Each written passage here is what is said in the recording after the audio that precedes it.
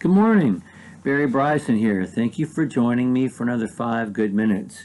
Have you noticed that my face is a little different? I have on a different pair of glasses. Can you see? They are rose-colored glasses. See the pink in them? There you go. Yeah. These are rose-colored glasses, and I can't see a thing out of them because they're not prescription. And even if I couldn't see as clearly as if I had my actual glasses on that allow me to see without any coloration. We use that metaphor, someone having on rose-colored glasses, for someone who sees beauty in the world where no one else sees beauty in that world. And we sometimes use that as an insult, something that is a criticism, and sometimes we use it to describe someone that we admire, that they see things that we wish we could see, but in the sinful world we just can't.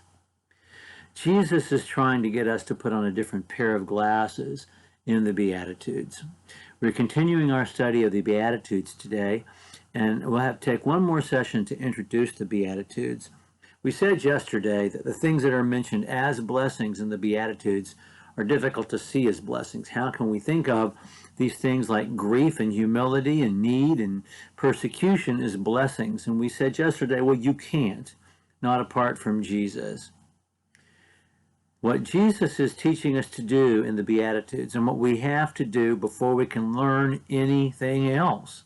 If we don't make this adjustment, if we don't put on the glasses that Jesus is giving to us, then we're not going to see. It's like everything else he teaches. It's like folks who just can't figure out how to do a magic eye puzzle. We said that yesterday. They look at the magic eye puzzle and all they see are like pixelated, colors and random, and it's nothing. But when you learn how to see a magic eye puzzle, it pops into this three-dimensional unicorn or dolphin or narwhal or something, Whoa, that was there all the time. And that's what Jesus is trying to teach us to do. Everything else in the Sermon on the Mount is going to be unachievable for us. I mean, if we doubt that, Jesus says in Matthew chapter 5, verse 48, be perfect as my Father in heaven is perfect. How can you even ask us to do that? How can you even set that as a goal for us? Well, he can't, not without his help and not without him teaching us to see things differently, to see beyond. Without putting on the glasses of the Beatitudes, everything else in the Sermon on the Mount is like looking at a magic eye puzzle without being actually able to see it. Nothing's going to pop and come into view so that we see it clearly unless we allow the Beatitudes themselves to reorient our thinking. And that's what we're going to try to do in our study. I want to talk about the shape of the lens of these glasses. And they are not rose-colored glasses. They are blood-colored glasses. They only make sense through the sacrifice of Jesus himself. Nothing in the Sermon on the Mount makes any sense whatsoever apart from Jesus, his sacrifice, and the blood that he sheds on the cross. And there are some themes that run throughout the week. There are some assumptions that are made. And I just want to name them, and then tomorrow we'll get into the text of the Beatitudes.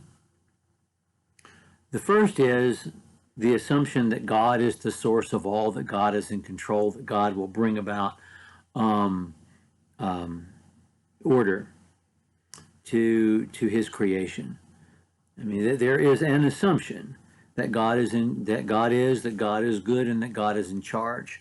And so we have to start with that assumption that God is good in all things, and that God is the source of all things, and that God is in charge of all things, and that God will achieve the equilibrium, the balance, the justice in the universe that we seek. It may not look like we expect it to look, but we trust in all things that God is good, and that God is in charge. If we don't, none of this makes sense otherwise.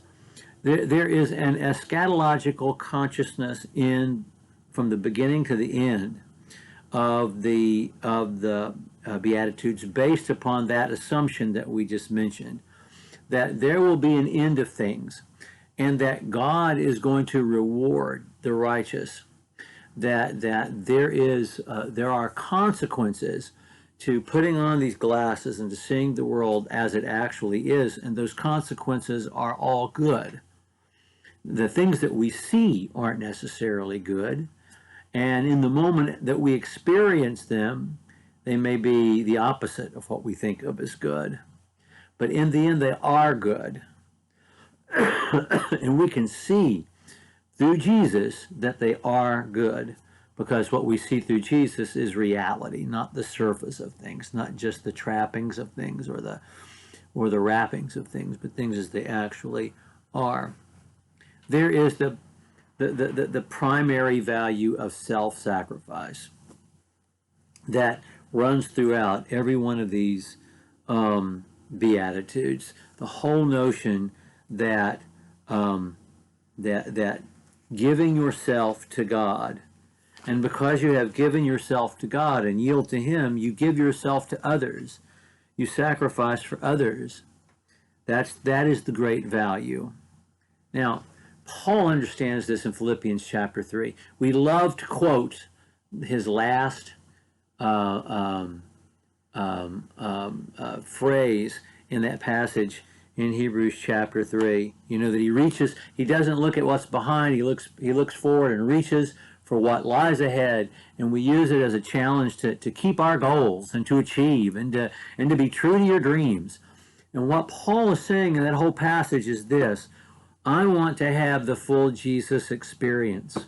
I want to suffer with Jesus. I want to die with Jesus. So I'll know what being a true apostle actually is. If we're going to follow the path that Jesus trod, we will sacrifice ourselves for others, because Jesus said quite clearly in Matthew chapter 10, verse 45, the Son of Man did not come to be served, but to serve and give his life as a ransom for many. You can't walk this path if you do not accept from the very beginning that the primary value is to sacrifice for others, because that's what Jesus came to do. And then there is the value to be found in heaven and the value to be found on earth. There is future and a future payoff and an eternity that we share in, but there is also reward and things that we enjoy, truly enjoy, here on this earth. The meek shall inherit the earth. And there's meaning not only in the life that we will have in eternity, but meaning in the life we have right now, because of being able to see things as they are through the glasses that Jesus provides. Okay, thank you for joining me for another 5 good minutes. We're going to do a little bit more introducing when we get into the text tomorrow, because we want to talk about the geometry of the Beatitudes and of the Sermon on the Mount. We'll pick up there next time.